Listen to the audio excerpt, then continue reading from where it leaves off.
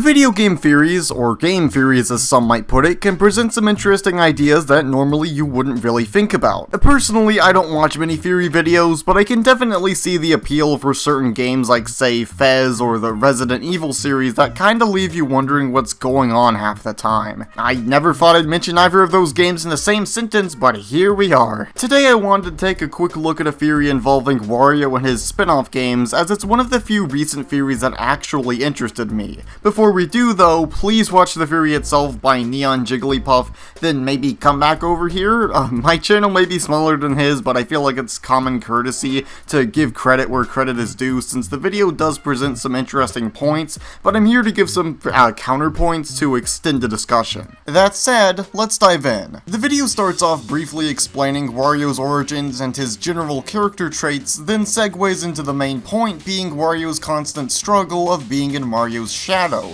constantly duking it out with him in an attempt to impress his friends, but to no avail, nothing to show for it, and always failing. Nerd! Neon Jigglypuff then goes on to suggest that Wario may have some jealousy issues, that he envies Mario because he has a brother to fall back on, someone to help and stand beside him, while Wario has no one. This is an interesting idea. Despite the Mario games being such a simple series in terms of lore, seeing these occasional table scraps of personality in the other characters, because we all know Mario is a complete blank slate, it's refreshing. The Luigi's Mansion series in particular does a tremendous job expanding upon Luigi's own insecurities and fears. Sure, it's been shown before that Luigi isn't always confident in himself and his own abilities, but with his brother around, he has no fears, and throughout the games we see him slowly gain more confidence in himself. Of course he still has his moments, but by the end of Luigi's Mansion 3, I think it's safe to say Luigi's fear of ghosts has mostly fallen by the wayside,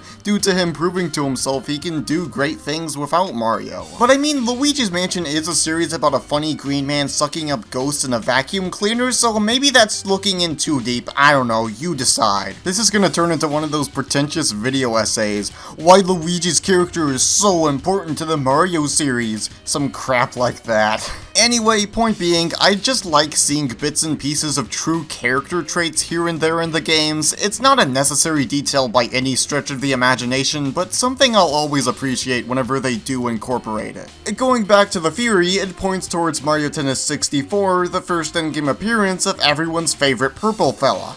No, not that one! Now, Wario and Waluigi aren't brothers, just two evil people with common goals, and the theory says that them meeting up caused a split in the timeline. Wario meeting Waluigi restores his self-confidence, leading to the Wario Land series, where he's now a treasure hunter, but the other timeline would involve what happens if Wario doesn't meet Waluigi. What would ensue is a continual downward spiral, with Wario finally deciding to move far away from the Mushroom Kingdom to Diamond City. Here he comes up with any scheme he can to con people just to fund his next meal, usually involving game development. Neon Jigglypuff then goes on to clarify what he believes to be the timeline situation, with Timeline A being where Wario and Waluigi met, and also where the Wario Land series takes place. The two meeting each other would also cause more parties and more karting events to happen, eventually leading everyone in the Mushroom Kingdom and Bowser Kingdom making amends and living peaceably together. Timeline B, where Wario and Waluigi don't meet, would cause Bowser to continue to kidnap Peach and have his rivalry with the Mario brothers, and sooner or later, no more karting events or parties are happening, and the two kingdoms are in the worst shape they've ever been. Okay, so up until now this has been an interesting idea, right? Well, yeah, but there's a bit of a flaw here. Neon Jigglypuff initially brings up Super Mario Land 2 and states that afterwards Wario participates in the Mario Gang's different parties and karting functions to attempt to show up Mario, and he's not wrong about Wario being a rival to Mario, but that's not exactly how the timeline plays out. Now, some might think that the early Mario games don't have much of a story, and I wouldn't blame them for thinking that, since you kinda just play as a jolly plumber dude jumping around on turtles and eating mushrooms along the way,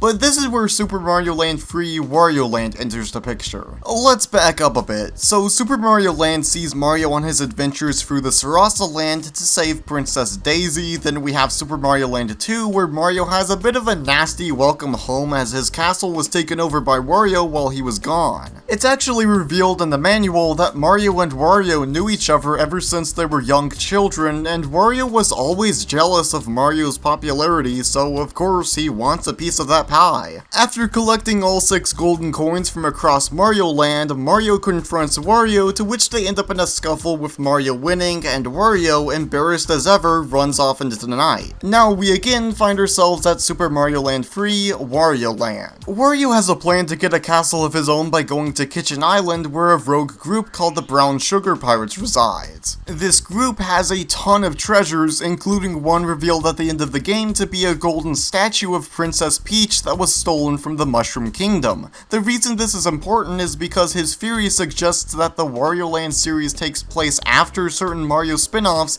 which kind of confuses me. Ignoring the fact that Mario Tennis 64 released years after Mario Land and all of the other games that released between those two games, there's a bit of an important detail to keep in mind regarding the old Mario games. Considering the hardware and the kind of games the Mario series was going to consist of, dialogue was very few and far between, usually limited to world and cutscenes, but whip out the handy-dandy manual and that's where you'll get some extra details on the early titles. For the sake of examples, according to the manual in SMB1, Mario is trying to save Peach since only she can undo a spell done by Bowser that turned the Toads into bricks, meaning the more bricks you break, the higher criminal charge Mario will receive when he's eventually put on trial for homicide. Mario is not a hero. Anyway, flash forward to Super Mario Land 3's manual and it's revealed that the game takes place just after the events of the previous game. This puts somewhat of a monkey wrench into the entire theory, and while I do think it's a shame because there could be some merit to it if we weren't considering the game manual's story explanations, I think the latter half of the theory kind of falls apart in other ways by suggesting somewhat random ideas.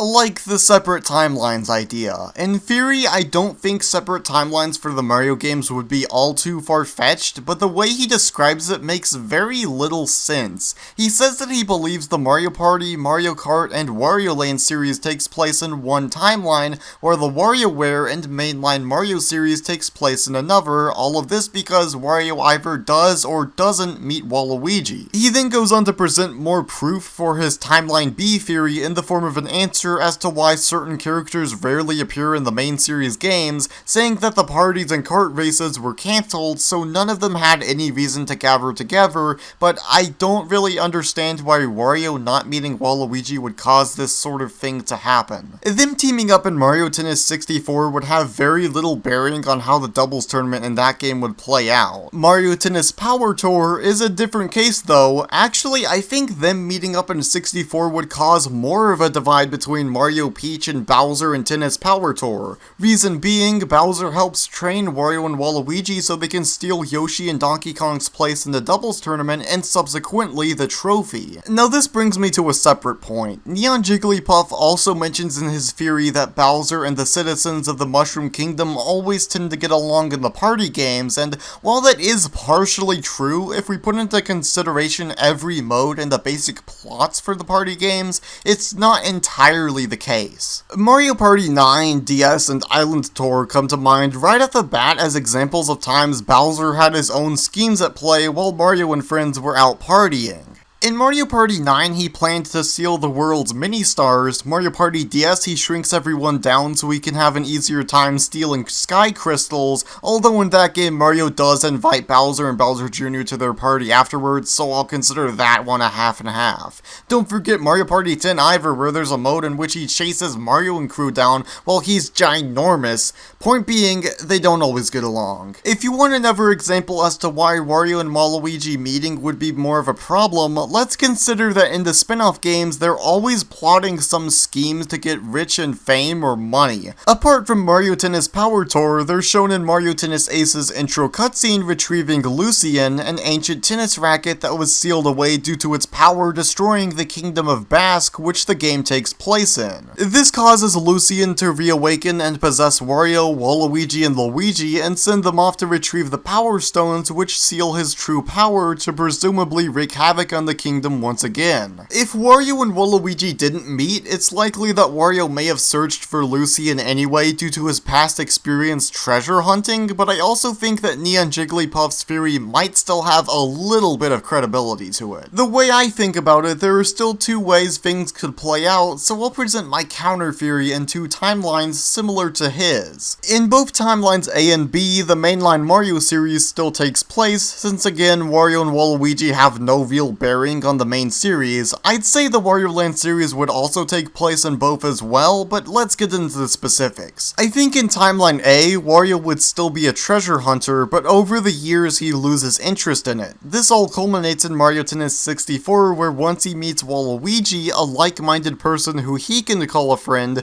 he ultimately decides to take a break from solo treasure hunting and swaps focus to plotting random schemes against Mario and Luigi with his newfound partner in crime. In timeline B, things play out the same except he doesn't meet Waluigi, which causes his loss of interest in treasure hunting to instead lead him to selling off his possessions due to not being able to make ends meet, so he moves to Diamond City and becomes a game developer as a new source of income. However, what could also be just as likely is that Wario ends up selling off his possessions anyway, moves to Diamond City, and occasionally meets up with Mario and friends whenever they're holding another sports tournament, a party or karting event, you know, that kind of stuff. I think my biggest problem with Neon Jigglypuff's theory overall isn't so much the part where he doesn't stop to consider that the Wario Land series takes place right after Super Mario Land 2, but more that he just seems to have run out of plausible ideas for the timeline differences at around the halfway point, kinda just bringing up whatever he thinks of off of the top of his head. He doesn't really explain the ideas very well either, since he says he believes that Wario and Waluigi meeting basically causes a butterfly effect, resulting in the Bowser Kingdom and Mushroom Kingdom finally making peace together. He brings up how he thinks Mario would have no reason to invite Donkey Kong or Bowser over to parties after all of their previous fights, all the while he shows off footage of Mario Party 2 where everyone has already made amends with each other, or just found common ground to get along that one time. That's not mentioning that Mario Party 1 happens before Mario Tennis 64, which again, Wario had very little to do with. I feel like Neon Jigglypuff tried to make Wario out to have a greater importance to the series than what he really does, simply because of how he's portrayed in the spin-off games. Ultimately, I think Wario and Waluigi only exist for the sake of the spin-offs nowadays, but that much I think is pretty obvious. All they are to Mario and Luigi are rivals who are insecure about themselves, thinking that they need the recognition of others to have true happiness. Overall, I don't hate this theory. I think it presents some interesting idea for Wario's character, but Wario is kind of his own person. Waluigi simply helps him out with his schemes on the side since he has nothing better to do. Again, they have no real bearing on anything other than the spin-offs. They aren't the one planning the parties or the sports gatherings. If anything, they're the ones who want to cause the most trouble. That said, I feel like I may have repeated myself more than a few times in this video because I'm a bit confused trying to wrap my head around everything, so I'm gonna cut it here.